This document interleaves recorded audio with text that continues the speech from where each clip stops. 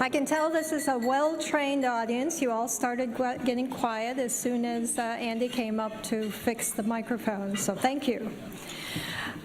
I'm Carol Newcomb-Ludo. I'm chair of CMC's Board of Trustees. I want to welcome you all here today. Today, CMC's forum, The Future of Work, AI, Robots, and Automation, is sponsored by Accenture, Reaganomics, Steiner Public Relations, and Columbus 2020. This is really an important topic, I think, for all of us. And I'm wondering if I can be replaced at this podium, probably. Each of our sponsors are represented here by many friends and associates, so please help me thank them and welcome Joe Chanel, Health and Public Services Lead and Office Managing Director for Accenture Columbus, to introduce our speakers.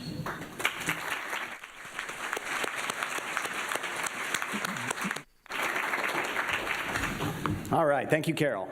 Accenture is proud to support the mission of the Metropolitan Club to provide meaningful conversations and community conversations on important topics like this week. With innovation at our core, I can tell you that Accenture is particularly excited about today's topic and our VIP guests. We look forward to the exploration of artificial intelligence, automation, and how these rapidly evolving technologies will impact the future of jobs, policy, education, through the United States and throughout the world. So let's hear from our experts. Please welcome first Darrell West, founding director of the Center for Technology Innovation at Brookings, Washington, D.C., Ohio farm boy like myself, migrated east. Maybe you'll come back someday. Second, not to be outdone, my friend Dr. David Harrison, president of Columbus State Community College. Columbus State is one of the largest and most comprehensive colleges in Ohio. I'm on the foundational board, believe strongly in their mission to affordable access to higher education, and think very highly of Dr. Harrison. Third, but also tied for first, Lisa Patt-McDaniel. Lisa's the president of CEO of Workforce Development Board, really important in how they engage people to find meaningful jobs and reach their potential. They partner with organizations and corporations in the community to help people find jobs, and they really perform an important role in our community. Darrell will start us off with his opening remarks. Dr. Harrison will lead the panel, and Darrell, the podium is yours. Thank you for having us today. Okay. Thank you. Thank you very much. It's a pleasure to be back in Columbus. I'm actually a native Buckeye who grew up north of Cincinnati on a dairy farm. I also graduated from Miami University, so it's fun to get back to Ohio. I should give a shout out to my good friend Gene Krebs, who is here. Gene and I went to high school together. Used to be a state representative from Preble County. We both know a lot of really bad stories about each other, but we've agreed to keep our mouths shut. So today I'm going to talk about the future of work and the impact of emerging technologies, and it's based on a book that just came out entitled The Future of Work. And what I argue in the book is that we're about to undertake an unprecedented era of technology innovation. The pace of innovation is going to accelerate. We're going to see it in terms of autonomous vehicles, and I know there's a lot of interest here in Columbus in next generation transportation, and Honda has a big presence here. Uber has already ordered 24,000 autonomous vehicles with delivery starting next year. So we're not talking about that self-driving car revolution taking place 5 or 10 years from now. Literally next year, in many places around the country, you're going to see them on the road. Ditto in terms of robotics. There have been amazing advances in that field. About a month ago, I was in California and gave a talk at Google X, which is the futuristic arm of Google, and they're very excited about robotics and some of the opportunities there. And then, of course, artificial intelligence also is taking off and being deployed in many sectors, finance, healthcare, education, and elsewhere. But what people are worried about is just what are all these emerging technologies going to mean in terms of society, the economy, commerce, and general communications. People are worried, as Jane noted, like, am I going to get replaced? I was telling Jane, fortunately, he and I are old enough, we don't have to worry about this. But if you're under the age of 40, during your adult lifetime, you will see certain workforce ramifications. I think one of the best studies, there have been wildly differing estimates from a 10% workforce impact up to over 50%. But I think the best study is by McKinsey, and they are projecting that 5% of current jobs are fully automatable. But then they go on to add that 30% of the activities in 60% of jobs are going to be subject to automation. And this really helps us understand why there is such a wide disparity in the predictions, because the question is, at what point do employers start to replace people? You know, if there can be automation for 30% of what you're doing, you're probably safe. But then once that percentage starts to rise up to 50, 60, or 70%, then the risk of automation does start to kick in. But I think beyond the issue of job impact, we also have to think about the possible impact on incomes as well as benefits. Because at the same time that we're going through this era of technology revolution, we're also seeing big changes in business models, the rise of the sharing economy. Lots of employers are shifting to temporary workers, short-term employees, contract employees, independent contractors, and so on, which basically means jobs with lower incomes and sometimes without health care benefits attached to them. And so these are the types of issues that we as a society really need to be thinking about now.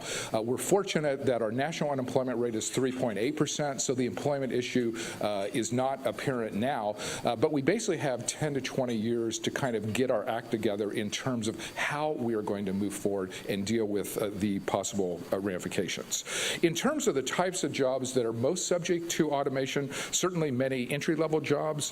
For example, we're seeing a lot of mobile and digital applications in the retail sector. So right now there are 8 million sales clerks in the United States. Those jobs are very much at risk. Truck driving is going to be an occupation at risk. There are 2.5 million truck drivers in America. As autonomous vehicles come in. There are 1.5 million taxi drivers and ride-sharing service drivers. And again, autonomous vehicles are going to affect those types of jobs as well. But it's not just going to be entry-level jobs. There are going to be white-collar jobs and professional jobs that also are becoming subject to these emerging technologies. I know healthcare is a big and growing sector in the greater Columbus area. Healthcare is seeing a lot of technology starting to come into that space in terms of clinical decision support for doctors to help keep them up to date on the latest studies that are coming out. Radiologists, we're discovering there are AI solutions that if you feed them enough CAT scans and X-rays and tell them this is a normal reading and this is an abnormal reading, that the AI system can learn to distinguish. And basically, some of these AI systems are showing accuracy rates of up to about 90%. So humans are still better at reading the CAT scans, but we're not that much better. And those AI systems are getting better and better. Now, of course, we know that emerging technologies also is going to create jobs, so we shouldn't just focus on possible job losses. There's certainly going to be many new opportunities. Anything involving data will be golden. E-commerce is really going to take off. Right now, e-commerce represents about 10% of the retail sales, but within a decade, that number is going to rise to about 30%. My nephew actually runs Bren's Pizza, a local pizza place here, and I visited with him this morning. He told me already 40% of his orders are coming in through either his online platform or a mobile application. So the whole e-commerce area certainly is going to create a lot of jobs. In medicine, biomedicine, drug discovery, and clinical testing, we will see many different applications.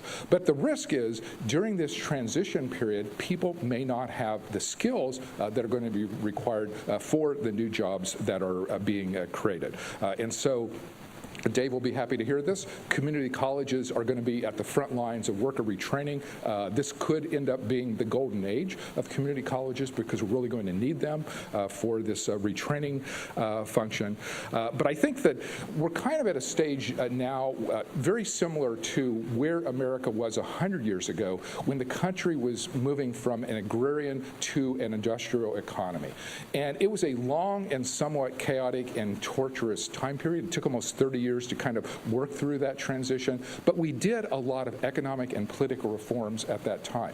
We developed Social Security, unemployment compensation, added an income tax requirement to the Constitution in order to pay for new programs. We expanded the electorate. Women got the right to vote. We moved to direct election of senators. Previously, they were appointed by state legislatures. So there were a variety of both economic and political reforms that basically helped workers navigate that transition to the industrial economy and enabled our governance system, which in 1900 was pretty sad and pathetic, to operate on a better basis and actually start to resolve problems. So today when people ask me, am I an optimist or a pessimist in terms of emerging technologies going forward, I tell them, I can do optimism or I can do pessimism. You tell me what you want and I'll do it for you.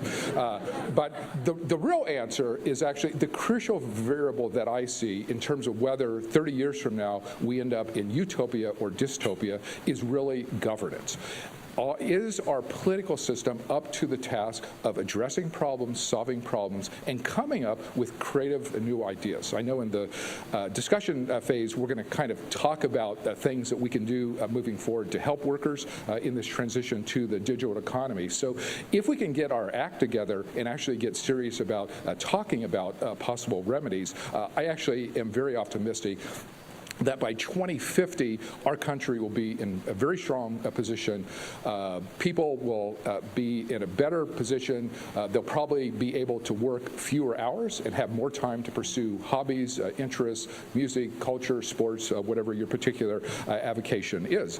But if we don't start to have these conversations now, and if we don't get the policy solutions right, we actually could end up in a dystopia that is worse for many more people. So with that, I will turn the conversation over to Dave, and he will lead us through the rest of this. Thank you.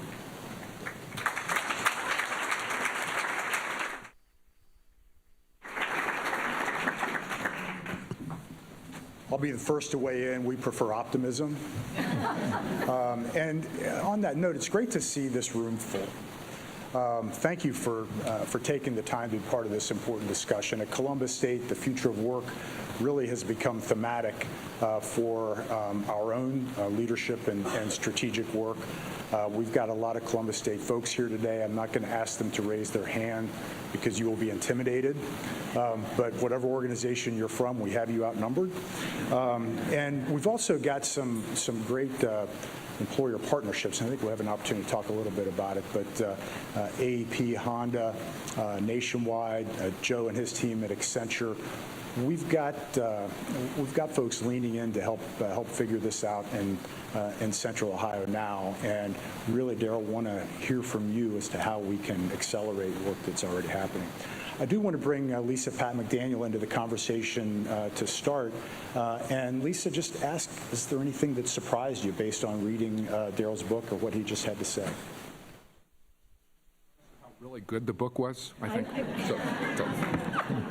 You should all know that we're both Miami grads together, so we already have lots of connections. But no, I think what surprises me more than anything is you said you could be a pessimist or an optimist. I like to think of myself as an optimistic pessimist. But the board, when you, I think what is surprising just in thinking about all of this, many of you may have seen Business First. A company just got an infusion of additional capital, a second round of capital. I think the company's name is Olive. And what they're going to be doing is they've invented AI systems that will do all of the paperwork in healthcare so that caregivers, doctors, nurses, etc., can spend more of their time focused on patients. And when you think about, I know when I go into a doctor's office and I see all of the paperwork I'm handed to fill out, I was particularly happy about that. But when I read your book and then I see that right in front of me this morning, I thought, my goodness, we don't have time to plan at all. We're here and we need to move as things are happening right this very minute as we sit here. The board, the Workforce Development Board, and I have two tables, Dave. Do you have two tables? Some of our board members are. Darn. Some We of have my 3 and we're on your board, so. That's right. So I have board members here with me, and the board will agree that we see ourselves not only as helping job seekers. We operate the Job Center, and anybody can come to that Job Center. And I know many of you were here the last time I sat here and heard me talk about that. But also as a strategy body to start, not to start, but to continue to think about how do we move forward in this new era that we're coming on. And we will be actually, interestingly enough, we will be taking on a research project to take a look at what kind of disruption can we expect here in Central Ohio, and why we're already, like the duck, calm on the surface, paddling like heck underneath, trying to figure out how we get those in our community into getting caught up with this current skills, let alone making sure they have the right skills moving forward, because I believe you predicted that the kinds of jobs people will be able to have, the jobs that are not replaced by AI, will require so much higher knowledge and skill levels. And we're still dealing with people who don't even have the basic skill levels we all have, many of us do in this room. So the board's vision is to be working very hard to get those people skilled, but looking ahead and saying, okay, this is where we're going, and how do we get those people skilled up? And if that's not what's going to happen, if some of those people are going to be left behind, what do we need to do to help those people survive, frankly? So. I do want to come back to that point because I think that's something that a lot of us are concerned about. Darrell, I want to come back to you. You touched on your remarks. In your book, you go into some depth about the jobs that are going to go away. Like you say, that may not matter to me and you, but we've got a lot of young people in the room and a lot of people who influence young people. What advice would you have for folks who are just starting their career? What do they need to be thinking about? Well, the funny thing is, when I look at my adult life, I've been very fortunate that I've had 2 employers. So I taught for a number of years at Brown University, and then 10 years ago I moved to the Brookings Institute. When I talk to young people, I tell them, you are not going to have that kind of experience. There's going to be more job churn. There's going to be more people moving from job to job just because every sector is going to get disrupted. Some sectors like finance and retail are going to get disrupted very quickly. Other sectors, education and healthcare, are going to take a little longer. But eventually, over a 10, 20, and 30-year time horizon, every sector is going to be disrupted. So what we're going to need in a situation where people might have 6, 7, 8, or 9 different employers during the course of their lifetime, and where they might be shifting not just across companies, but even across sectors, we're going to need to invest in lifetime learning. Like the old model where we basically invest in people's education up through about age 25, and then after that you're on your own, we need, I tell young people, they're going to have to constantly upgrade their job skills because their jobs are going to change. I can see it even in my own life, like my job has changed even in the last 10 years. So I think that's where places like community colleges will be very important because people are going to need to get skills in a lot of different ways from community colleges, online education, certificate programs. Like they're going to be a whole variety, and every part of society is going to have to step up. How are we going to pay for that? In the book, I call for the creation of citizen learning accounts, kind of like an IRA for education that people can contribute on a tax advantage basis to this account. Perhaps their employers can match the account. And then when they need to do that job skill upgrading, they have the financial means to pay for it. Lisa, you touched on the folks that aren't ready for the current economy. As the vision that Darrell lays out comes to reality, what do we need to be doing to help them make sure that they come along? Well, I believe, first of all, the whole community, we all have to be concerned about this. And we have to be concerned about it because from business and industry to our nonprofit sector to government, if people aren't able to make a living, then guess what? They don't have extra money to pay for anything else. And our economy, which currently is based on consumerism, we can't continue to operate if people aren't able to buy things, right? And so if for no other reason, you should be concerned if you're in the private sector, especially about that.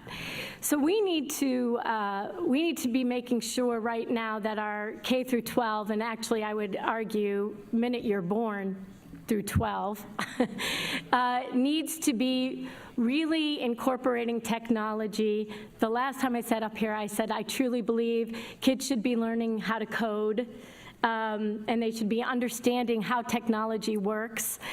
Whether they're going to grow up and work in technology doesn't matter. It's a key skill. It's a key understanding, just like reading and math, our history.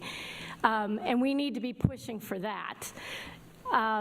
If we were starting to do that now, by the time kids are coming up through 12th grade, or however the education system may be organized as we move into the future, because I'm not sure it will be looking the same, I think we need to, I know at the board, we are very concerned with trying to find those people who are currently working 70 hours, because we know they understand what it means to work.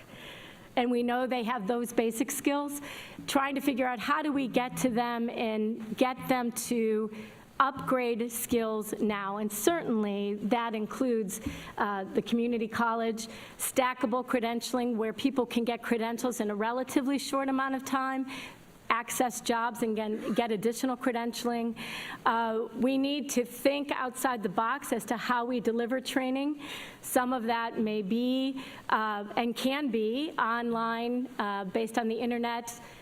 There's lots of places people can go if they don't have access to that in their own home, including our partnership with the library. We have a partnership right now with the Metropolitan Library. And we need to everybody needs to understand that you have agency. You're responsible for your own learning. You have to be constantly learning. And by constantly learning and expanding your skills, the fact that you're in one job or career path today and next year you actually move to a different one isn't as daunting because you've learned how to learn. And but to answer your base question, we have to figure out how to get to those people who are already working 70 hours. They just don't have the skills that this new economy is going to take.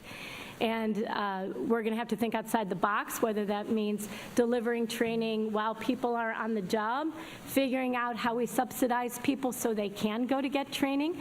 The idea of accounts that help to pay for that learning now is something we've actually looked at, and a group of us actually put at the Alliance for America's Future as one of the potential ideas that could get funded, that kind of an idea. So I think those are the things that we need to be doing.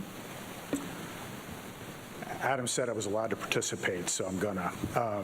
We do have, I think, a really good foundation. We got miles to go, but we're off to a good start in a lot of key areas in Central Ohio. At Columbus State, we talk about not helping students get jobs, but helping them prepare for the second job. Just think about your own careers. It's really the second job that really got you independence, that really got you launched into a field that matters. One of the issues is those first jobs are going away. And the second job then becomes the first job, and that gap gets even broader. We've got employers who are actively engaged in this. They recognize it.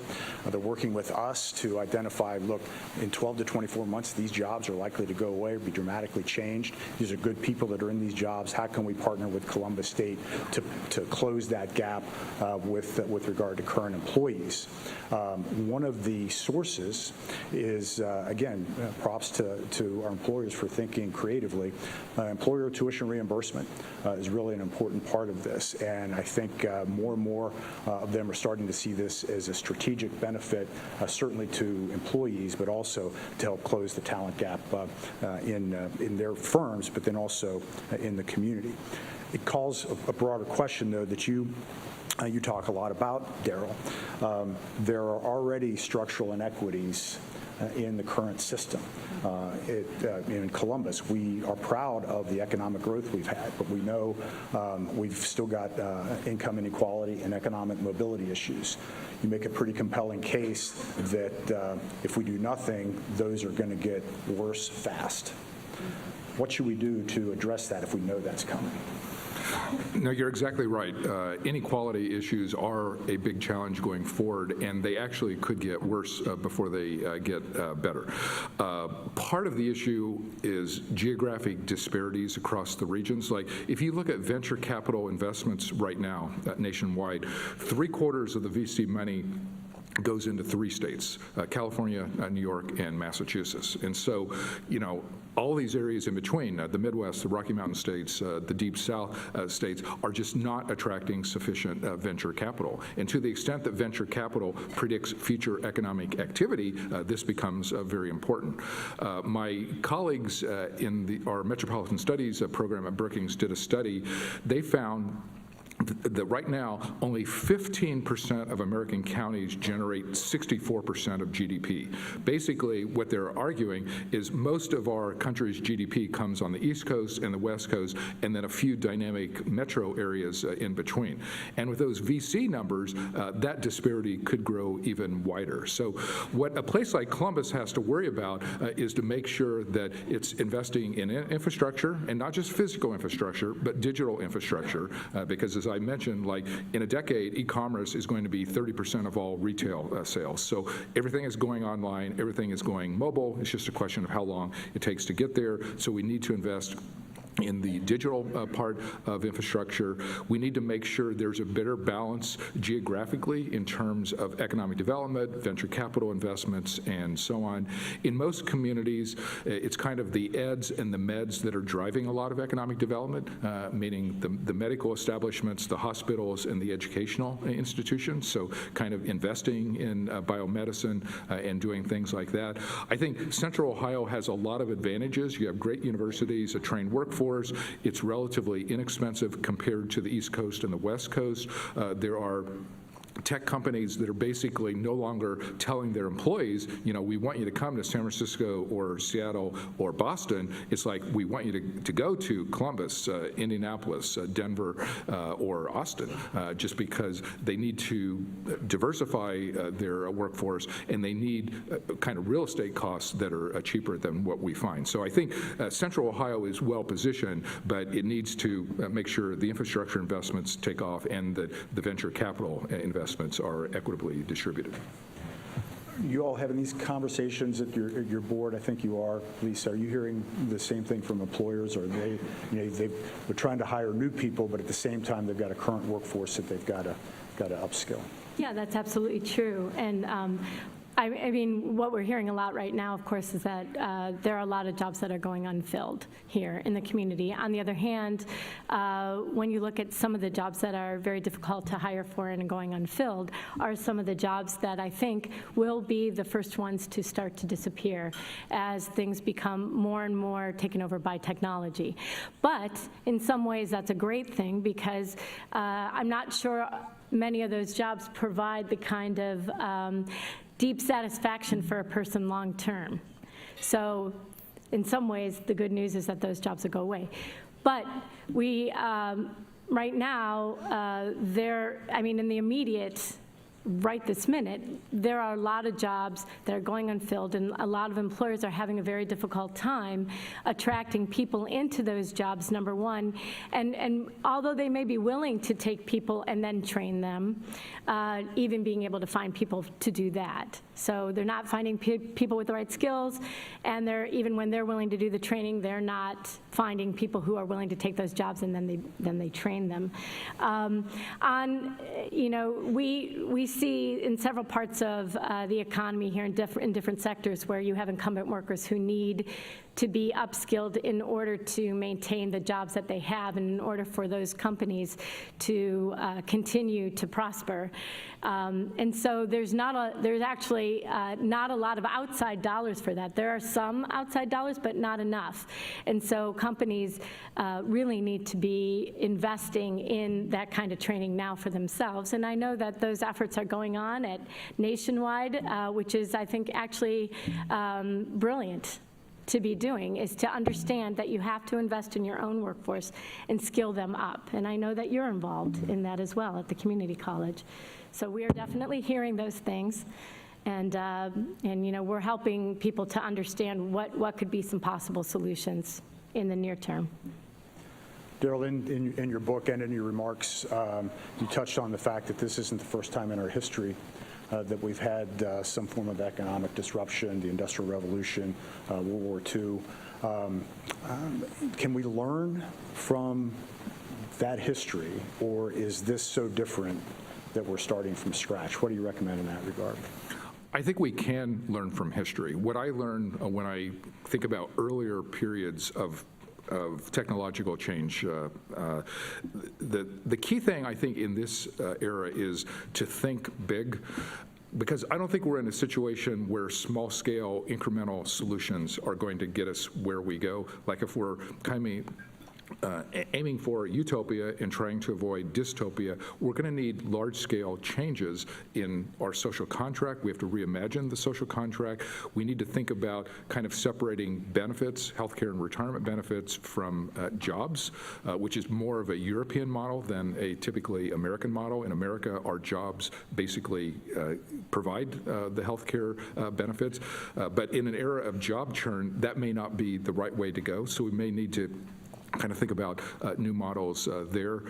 I'm reminded that Charles Darwin had this famous quote about evolution where he talked about survival goes not to the strongest or the most intelligent, but to the most adaptable.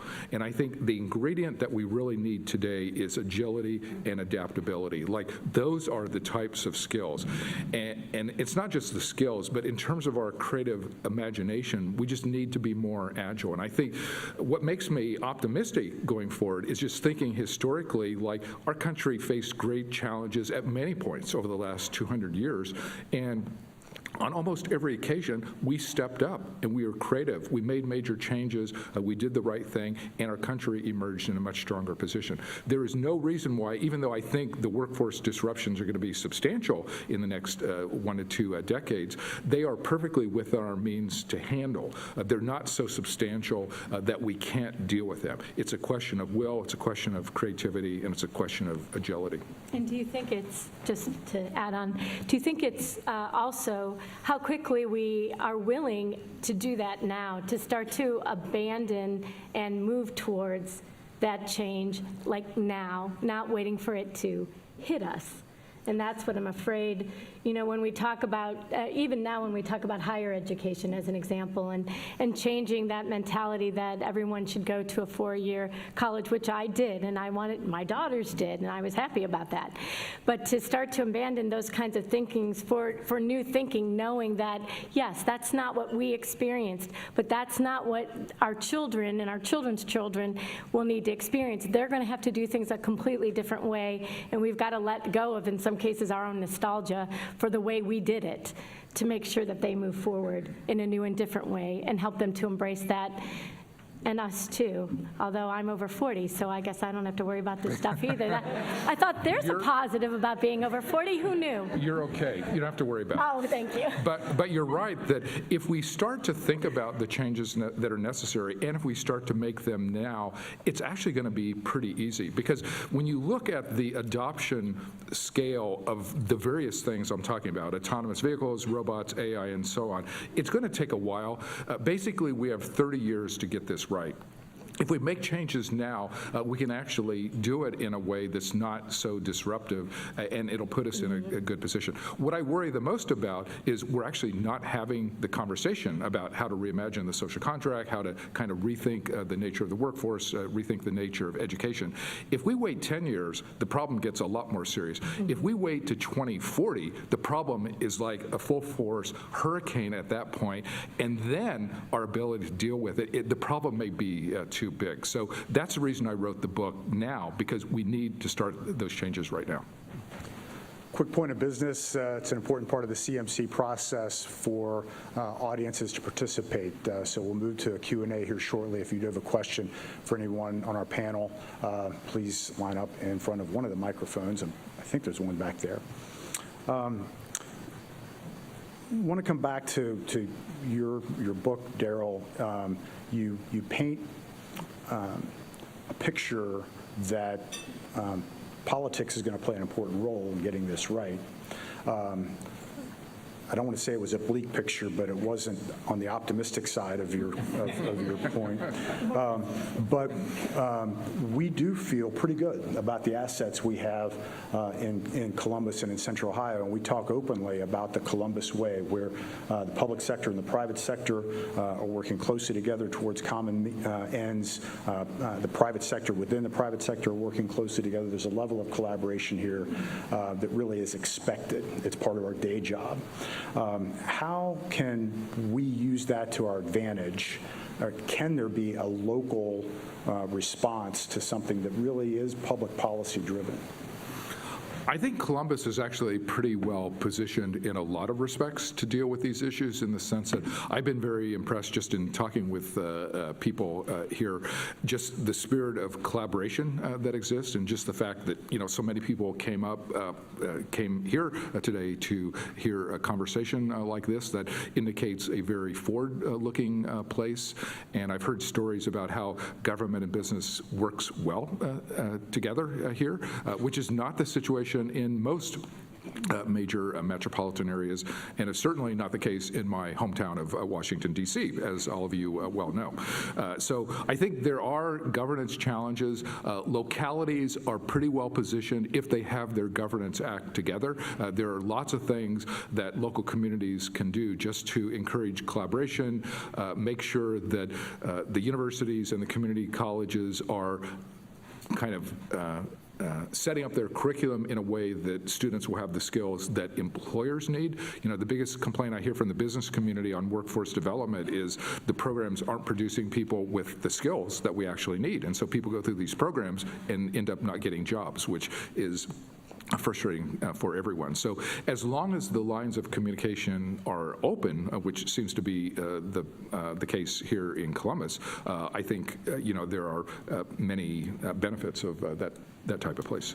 Is there a best case scenario? Is there an opportunity for us to look back 10 or 20 years from now and say AI and robotics have closed the income gap, have improved economic mobility, have improved people's standard of living across the board? I think it's going to be hard to make that argument unless we have additional policy responses to technology innovation. One of the things I do in the book is just look at the stock market valuations of leading technology companies versus the size of their workforces. So, for example, Facebook is about a $1 billion company right now in terms of its stock market valuation.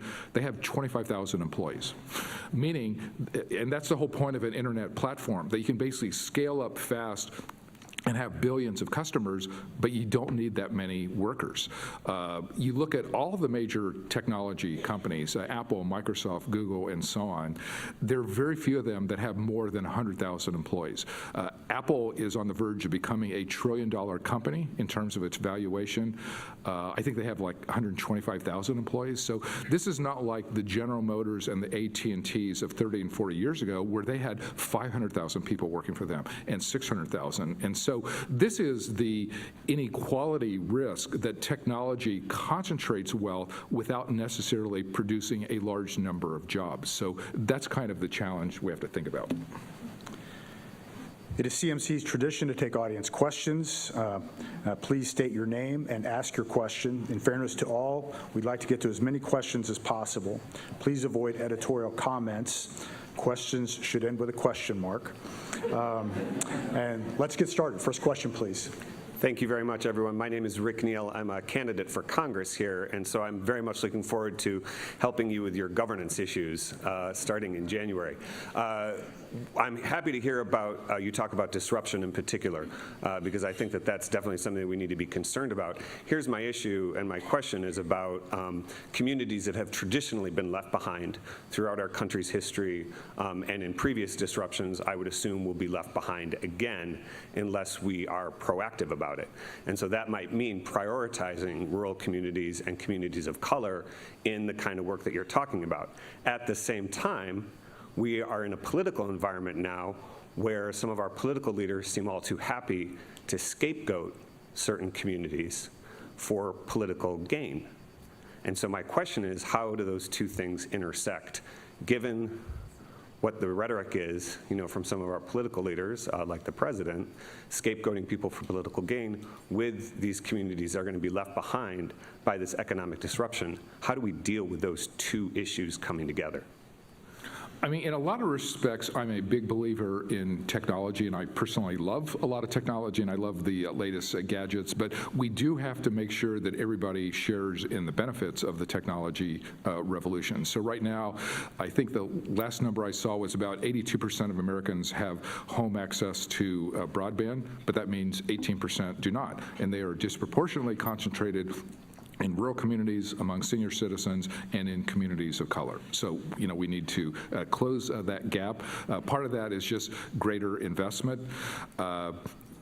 My sister, until quite recently, was still running dial-up at home, which was a personal embarrassment to me, as somebody who studies technology.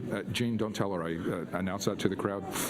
But, it's like in rural communities, when I used to go home and visit my mother, it's like I could not get a signal at her house. If I went 10 miles north or 10 miles south of there, I got a signal. So there certainly is a big need for rural broadband, and we need to kind of make sure that everybody is able to gain the benefits that we want.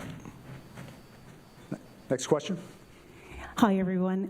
I'm Corinne Warapa. I'm a parent first. I'm a healthcare provider, and I'm also a public policy consultant.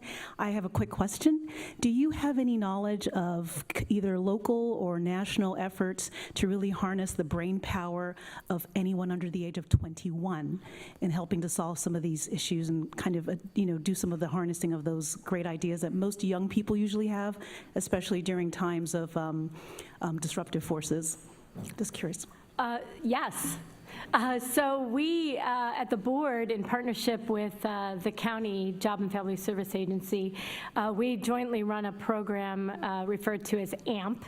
But what it essentially is, it's a program, and we also, in school youth and students who have fallen out of school, so helping them to finish up school and get on a career path.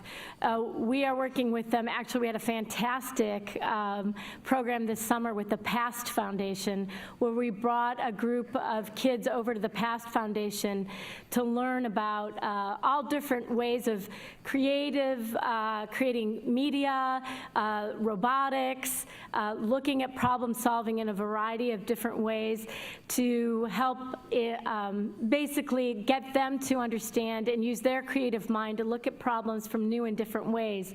And I think by us continuing to do that and ask them, what do you want to see for your future?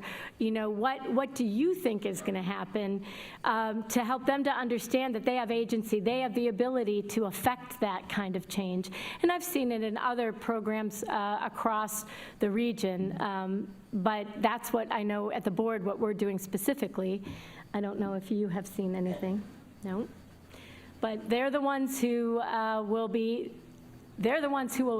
face the bulk of this, right? And they are the ones who can creatively solve those problems, and we should listen to them now.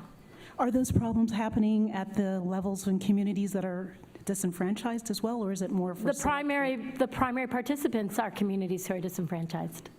Thank you. You're welcome. Hello, I'm Tony Guglielmato. Thanks for your involvement today. My question involves the fact that AI is advancing, it seems like, at light speed, and someone up there mentioned that our adoption of it is going to require agility and adaptability. That does not describe our state and federal government. What risk do we face if our government officials can't see that this is going to change our country? Well, the risk is if our government officials don't step up to the plate in ways that I think all of us would like them to do, we're going to end up in dystopia in 30 years. Like, that's the risk. The pessimistic interpretation is basically we just keep going the way we are. There's workforce disruption, there are people who get left behind, they're upset, there's an increase in substance abuse, there's more violence, there's more domestic violence in families. It's like the situation deteriorates rapidly. But it doesn't have to be that way. There are affirmative steps that we can take, and again, history is a good guide. We know in terms of what we have done that has positioned America for strength in the future. It's infrastructure investment, it's education investment, it's worker retraining, and it's reimagining the social contract. That's what we've done in the past, and it worked well. If you look at other countries in terms of how they're doing it, that's what they're doing. I go to a lot of international conferences. I was in Norway last year. Their government is on this issue. They see that it's happening. They're worried about what it's going to mean for Norway. They're thinking now, how do we need to change local programs? How do we need to change government policy? They're setting up pilot projects. They're experimenting with different means of delivery. They're looking at liberal ideas and moderate ideas and conservative ideas with evidence testing along the way and trying to determine, okay, what works in this particular time period. That's what we need to do right now. And can I just add, we are our government. Our government is not something separate from us, people.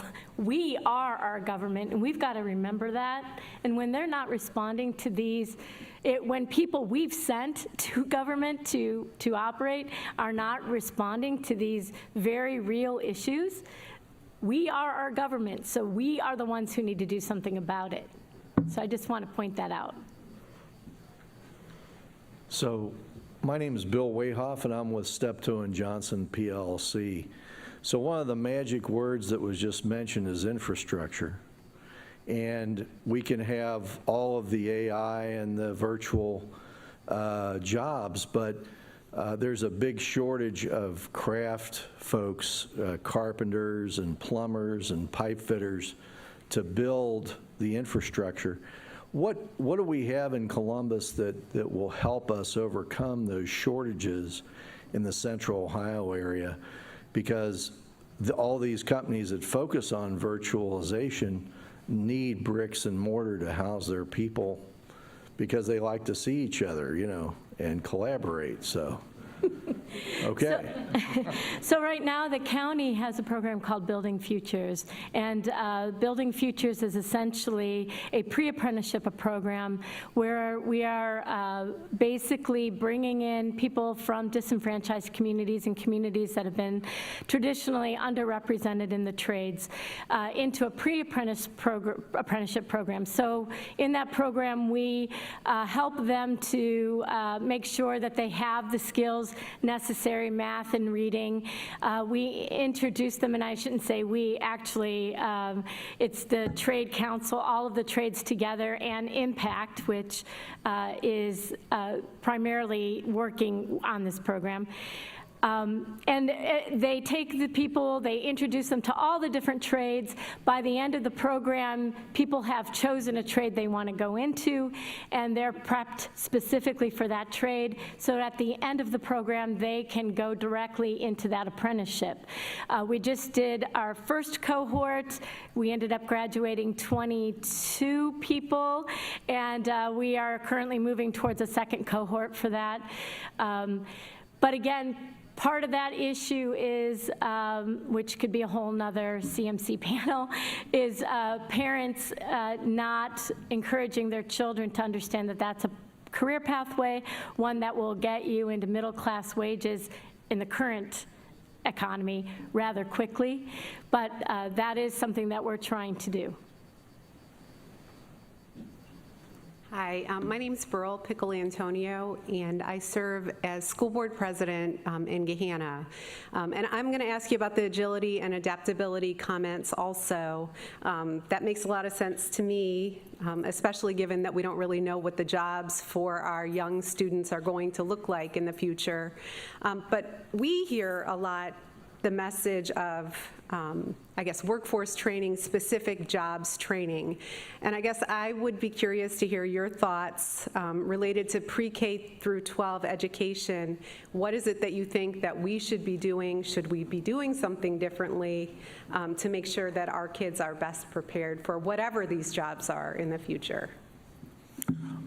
I mean, I think we do need to rethink pre-K to 12 pretty systematically, in the sense that there are a lot of people coming out that are not prepared for the jobs that we already know are coming in the 21st century, let alone, as you point out, the jobs that we don't know but are going to be coming out soon. So what I tell young people is, I think there's still a place for a liberal arts education. It's good to have a broad background. I certainly benefited from that. But you need concrete job skills attached to that. And the concrete job skill can be anything. It could be computer skills, data skills, being a good plumber, being an electrician, being, whatever. We know that there's going to be a need for all those things. But the particular qualities that will be needed in the 21st century that is a little different than what we've had in the past is like skills of teamwork and collaboration and communications and cutting across disciplines and kind of ending the silos, because most problems today are interdisciplinary in nature, so you can't just hire one type of person and expect that person to have the skills and background necessary to solve the problem. It's like, increasingly companies are bringing together people from different kinds of backgrounds, forcing them to work together and trying to get creative solutions out of that. So it's like getting young people who are able to operate well in that type of setting, I think will be a big plus going forward. I think it's also got to be a focus on making sure young people of all ages understand that education isn't an event. That education is something that is going to continue throughout not just your career, but your lifetime. And we've talked about lifelong learning most of my career. I think it's really becoming more operational in all of our organizations, government, the private sector, and certainly in community colleges. Last question, sir. I'm Mike Moses. My question is for Mr. West. Are there any trends or schools of thought that the AI or robotics might actually create a new sector of jobs, another new type of job? And more specifically, are there any employers that you're aware of or companies that have just decided that they're not going to lay off somebody because they're no longer necessary because of AI or robotics, and they're going to take that institutional knowledge or business expertise and try to use it to create another job or give them some other job in the company? Okay, that's a great closing question. I think in the short run, AI and robotics are more likely to be used to augment human performance as opposed to replace humans, in the sense that there are ways in which AI systems and robotic systems will allow us to perform at a higher level, because they can either automate the easy stuff, and that frees us for the more complicated and creative parts, or they have access to processing information that can then help us make better decisions. So I think in the short run, I'm less worried about that. I think when you start talking about 10 and 20 years down the road, that may no longer be the case, because the AI systems are going to get better. At that point, they will be replacing people and not just augmenting human performance, and that will become a much bigger challenge at that point. Please join me in thanking this great panel.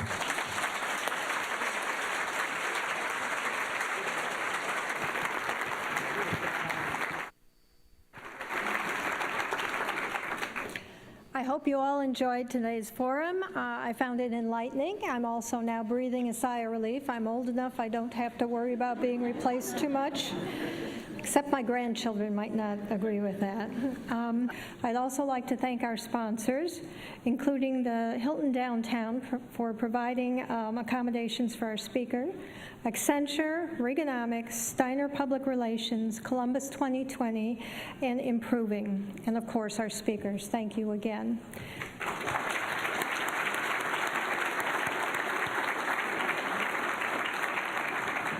I hope to see you all next week.